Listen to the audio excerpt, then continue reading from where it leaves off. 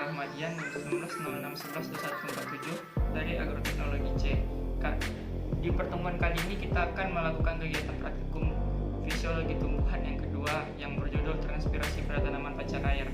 Sebelum kita melakukan kegiatan transpirasi, saya akan sedikit menjelaskan tentang apa itu transpirasi.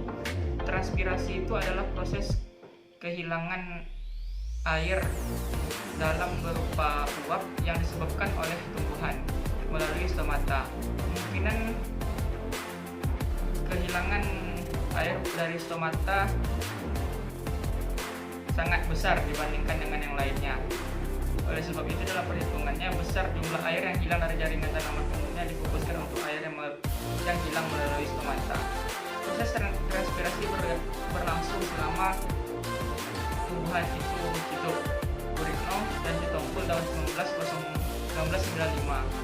Menurut Wikipedia Bahasa Indonesia, transpirasi adalah hilangnya uap air dari permukaan tumbuhan. Transpirasi berbeda dengan penguapan atau evaporasi sederhana karena berlangsung pada jaringan hidup dan dipengaruhi oleh fisiologi tumbuhan itu sendiri.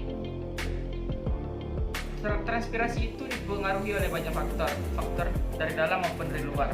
Faktor dari dalamnya itu adalah besarnya ukuran tumbuhan itu sendiri, tebal tipisnya daun, banyak sedikitnya bulu pada permukaan daun dan jumlah stomata yang terdapat pada daun, dan juga letak stomatanya menurut tim pembina fisiologi tumbuhan dari tahun 2013. Laju transpirasi dipengaruhi oleh ukuran tumbuhan, kadar CO2, cahaya, suhu, aliran udara, kelembapan, dan tersedianya air tanah. Angin dapat pula mempengaruhi laju transpirasi jika udara melewati permukaan daun tersebut lebih kering dari udara tumbuhan sekitar tersebut. Selain melalui daun, transpirasi juga dapat terjadi melalui akar. Pada akar akan menyerap air, terutama bulu-bulu akar. Dan selanjutnya kita akan melakukan praktikum ya. Alat dan bahan dari praktikum kita kali ini adalah bunga pacar air, botol, tisu, kertas mili,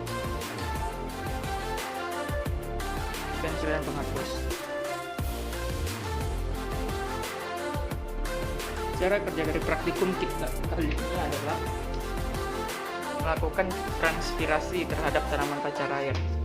Yang untuk menentukannya, untuk membuktikan terjadinya transpirasi, yang pertama yang kita lakukan itu adalah mengukur luas daunnya dengan kertas mili.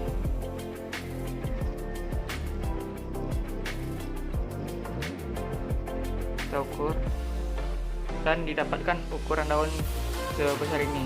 Nanti akan kita ukur luasnya setelah ini. Lalu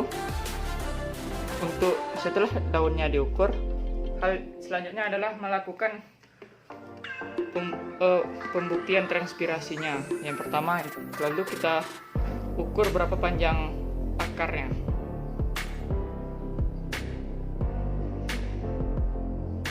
Panjang akarnya 24 ke 36,5 cm. Lalu kita ukur juga botolnya 6,5 cm.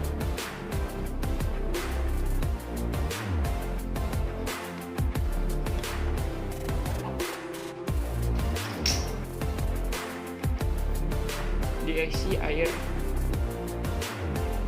sebanyak itu juga.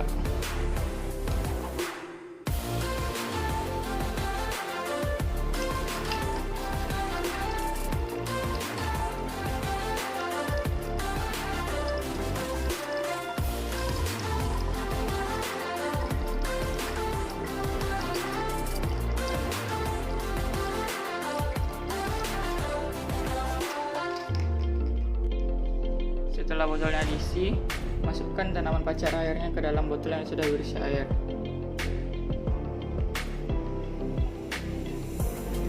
Pastikan akarnya tenggelam. akarnya berada di dalam air. Lalu sumbat tanaman dengan tisu agar tetap berdiri.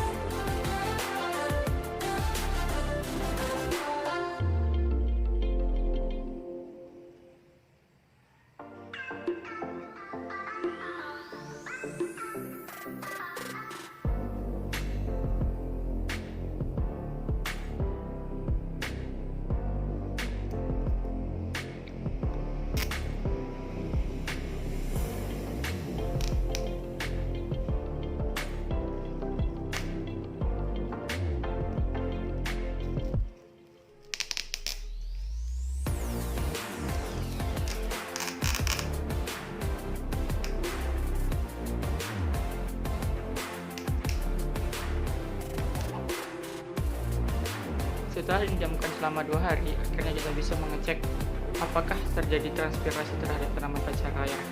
Yang pertama kita lakukan untuk meyakinkan apakah terjadinya transpirasi adalah mengecek apakah airnya berkurang atau tidak. Kemarin kita sudah bagi tanda di sini dan dapat kita lihat sendiri airnya berkurang sedikit.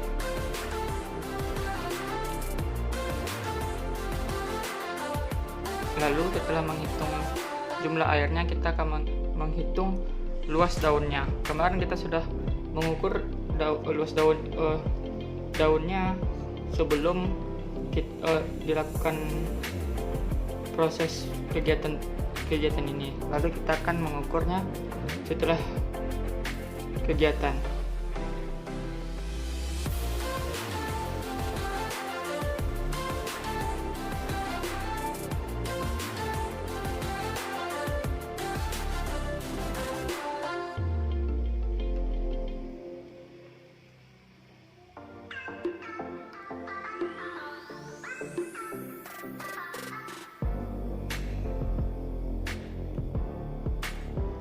Nanti kita akan ukur luas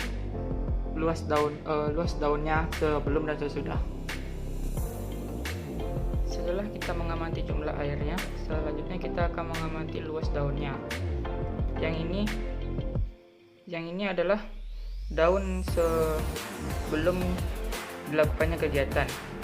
Di sini dapat kita cari luasnya.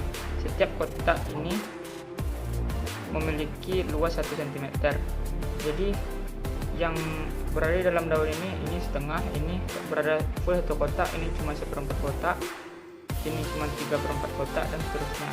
Dan dapat kita cari luasnya seperti ini, dan kita mendapatkan hasil 9,25. Dan sesudah dilakukannya pengamatan, kita mendapatkan data seperti ini. Lalu kita mendapatkan hasil 9,75. Jadi selisih antara luas daun sebelum dan sesudahnya adalah 0,5 cm. Yang sesudah kegiatan mengalami perkembangan luas daunnya.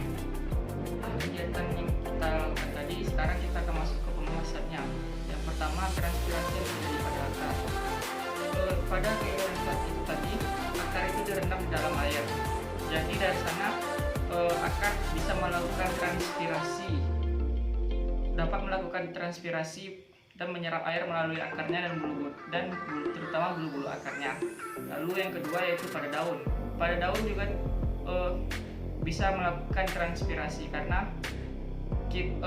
percobaan yang kita letak ini diletak dalam, kalau saya letak di dalam ruangan, dan yang mana kita tahu suhu kelembapan udara di ruangan itu lebih tinggi daripada kelembapan udara yang ada di luar. Jadi di sana daun juga melakukan transpirasi terhadap kelembapan udara, dan dapat kita pastikan juga terjadi proses transpirasi pada saat itu. Dan juga hasil dari proses transpirasi itu adalah bertambahnya ukuran daun, yaitu bertambahnya luas daun 0,5 cm. Lalu yang terakhir adalah kesimpulannya. Kesimpulan yang dapat kita ambil dari kegiatan praktikum kali ini adalah secara alami tumbuhan mengalami kehilangan air melalui penguapan. Proses kehilangan air pada tumbuhan ini disebut transpirasi. Ada banyak faktor yang dapat mempengaruhi proses transpirasi.